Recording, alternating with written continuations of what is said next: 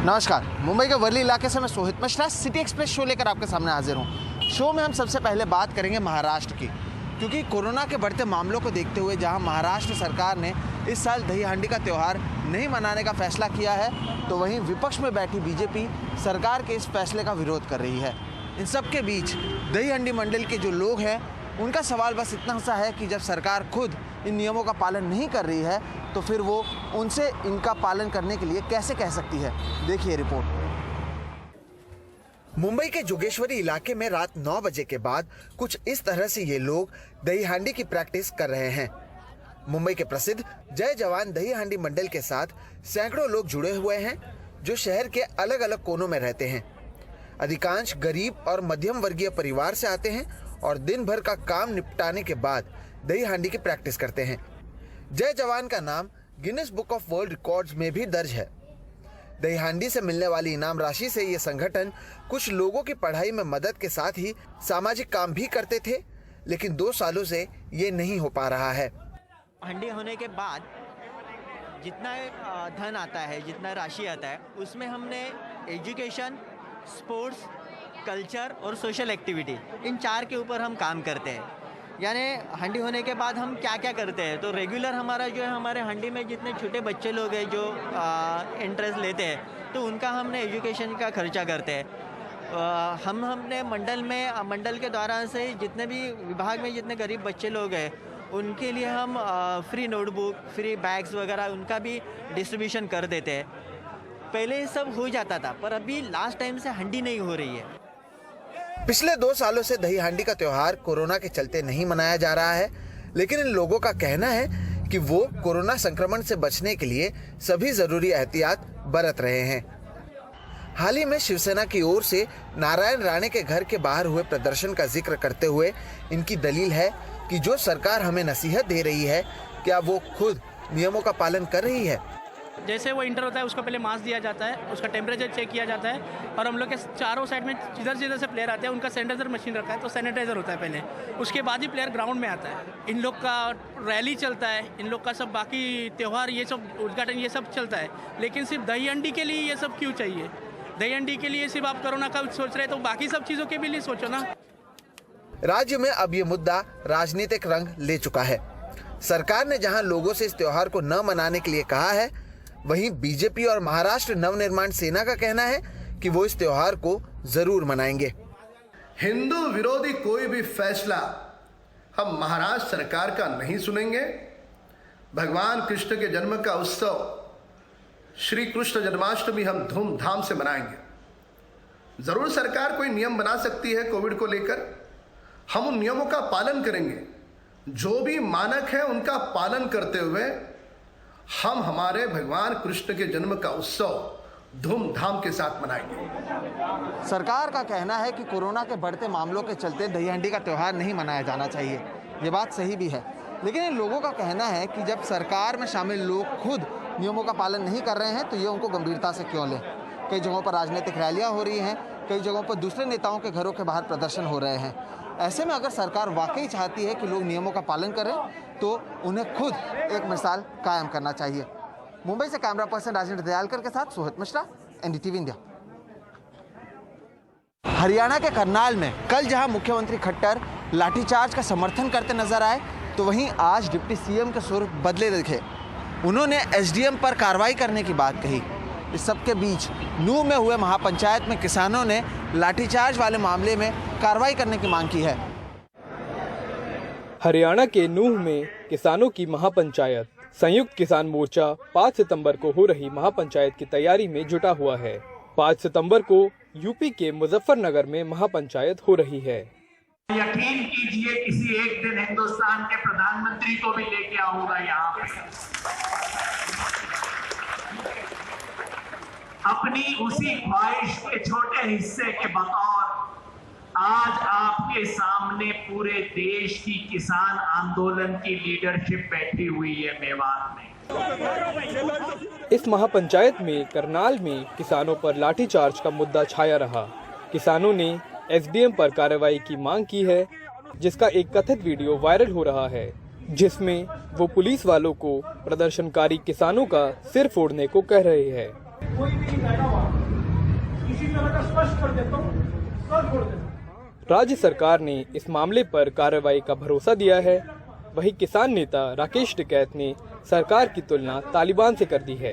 2018 batch के एक IAS अफसर का वीडियो वायरल हुआ है, जो बातें कही गई हैं और बाद में भी शायद कोई क्लैरिफिकेशन आई कि 2 दिन से नहीं सो पाए,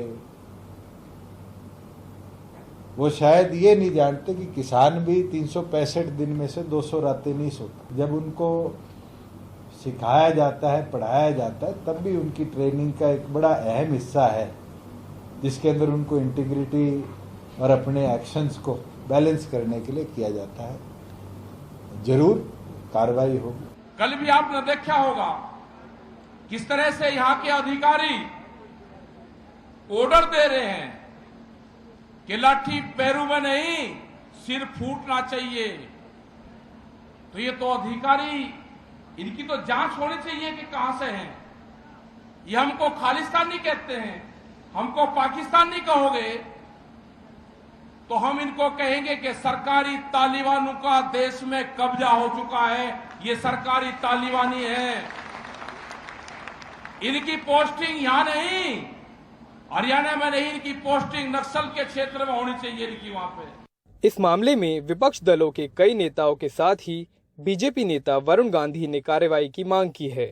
मेघालय के गवर्नर सत्यपाल मलिक ने कहा है कि हरियाणा के मुख्यमंत्री इस पर माफी मांगे। मैं बहुत व्यथित हूं इसको देख के, और मेरा ये कहना है कि ये अफसर 1 मिनट भी नौकरी में रहने के लायक नहीं है। इसके खिलाफ सख्त से सख्त कार्रवाई अब तक हो जानी चाहिए थी। लिहाजा इमीडिएट एक्शन करना चाहिए चीफ मिनिस्टर को उसके खिलाफ, और किसानों से क्षमा याचना करनी चाहिए। किसानों ने करनाल की घटना के विरोध में दिल्ली अमृतसर हाईवे को दोपहर में 2 घंटों के लिए जाम कर दिया। मोहम्मद गजाली और सौरभ शुक्ला के साथ अक्षय डोंगरे की रिपोर्ट, NDTV इंडिया। पूर्वी दिल्ली के कल्याणपुरी में बच्चों के झगड़े में बीच बचाव को लेकर एक शख्स की इतनी बुरी तरह से पिटाई की गई कि उसकी मौत हो गई। पुलिस ने इस मामले में एक आरोपी को गिरफ्तार किया है। CCTV कैमरे में कैद इन तस्वीरों में दिल्ली के कल्याणपुरी के खिचड़ीपुर इलाके में बच्चों के बीच झगड़ा चल रहा था। बीच बचाव करने घर के बड़े लोग आ गए और फिर मामूली सी बात को लेकर बड़ों के बीच झगड़ा हो गया। झगड़ा इतना बढ़ गया कि 30 साल के विनोद की पीट कर हत्या कर दी गई। वारदात शनिवार शाम की है। मेरा लड़का विनोद, उसके 3-4 लोग निपट गए जी। 4-5 जनों ने उसको मारा जी। लड़ाई हो रही थी बच्चों की जी। उसको छुटाने के कारण ही बच्चे को मारा जी। खिलस्ता था जी हमारे लड़के से, इस वजह से उसने मौका देख करके मेरे लड़के पे वारदात करी है जी। विनोद के पड़ोसियों के मुताबिक मुख्य आरोपी संजय ने शराब पी हुई थी।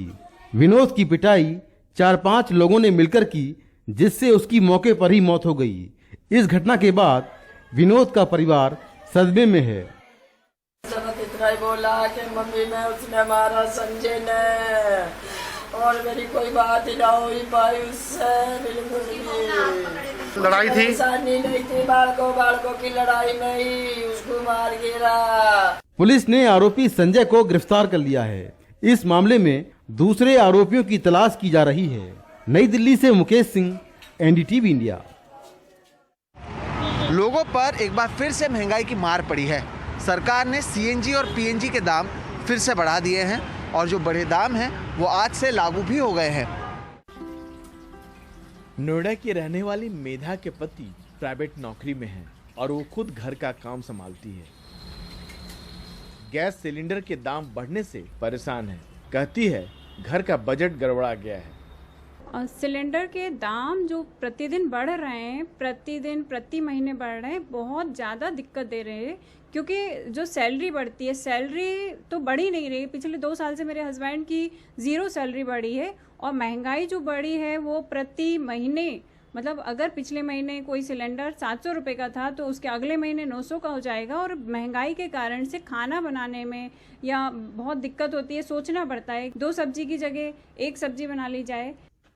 रसोई गैस के दामों में उछाल से कई परिवारों का रसोई का बजट बिगड़ गया है। पिछले साल जहां दिल्ली में एक सिलेंडर 594 रुपए में मिलता था, अब वो बढ़कर 859 रुपए का हो गया है। सेल दिन पर दिन घटती जा रही है। सरकार का तर्क है, अंतर्राष्ट्रीय बाजार में तेल के दाम बढ़ते हैं तब उसे भी गैस का दाम बढ़ाना पड़ता है। तो ये कीमत सरकार द्वारा तय की जाती है टाइम टू टाइम। अगर इंटरनेशनल मार्केट में कीमत बढ़ती है तो बड़ी हुई कीमत ली जाती है, और जब कीमत कम होती है तो कीमत हिंदुस्तान में कम भी करी जाती है। बढ़ोतरी केवल एलपीजी के दामों में ही नहीं हुई है, बल्कि सीएनजी और पीएनजी के दामों में भी उछाल आया है। दिल्ली में सीएनजी अब 45 रुपए 20 पैसे किलो मिलेगी तो पीएनजी 30.86 रुपए प्रति SCM मिलेगी। घरेलू रसोई गैस की कीमत जुलाई में 1.25 पैसे प्रति SCM बढ़ी थी, वहीं सीएनजी की कीमत जुलाई में 90 पैसे प्रति किलो बढ़ी थी। क्या देखें ना, सब रेट तो हर चीज़ में बढ़ रहे हैं, गैस में, ये वो राशन सब में बढ़ रहे हैं, तो क्या कर सकते, कुछ कर सकते हैं तो बताइए। बढ़ा दिए, सरकार ने बढ़ाई है ना, अब तो मजबूरी है, लेना ही पड़ेगा सीएनजी। सब महंगाई तो हर एक चीज़ में ही हो रही है, कौन सी किस्म का कमी नहीं है, ये बताइए आप। सर आम आदमी के लिए तो चाहे सीएनजी हो चाहे पेट्रोल हो, आप देखिए दिन ब दिन मतलब हर चीज़ बढ़ती जा रही है। आज इन्होंने फेना पे भी 5 रुपये बढ़ा दिए। जो 5 रुपये बढ़ते जा रहे हैं वो गरीब लोगों को तो मतलब नुकसान होता ही जा रहा है, चाहे मिडिल क्लास का हो चाहे अपर क्लास का हो। पहले गैस सिलेंडर और फिर रसोई गैस की कीमतों में लगातार बढ़ोतरी में हर कोई परेशान है। महंगाई के बोझ तले परेशान मिडिल क्लास के लिए गैस की कीमतों में बढ़ोतरी दोहरी मार से कम नहीं। नई दिल्ली से राजीव रंजन, NDTV इंडिया। तो वहीं सिटी एक्सप्रेस में आज फिलहाल इतना ही। आप मुझे, मेरे वीडियो जर्नलिस्ट प्रवीण जी रोहित और हमारी पूरी टीम को दीजिए इजाजत। देश और दुनिया की बाकी खबरों के लिए आप देखते रहिए सिर्फ NDTV इंडिया। नमस्कार।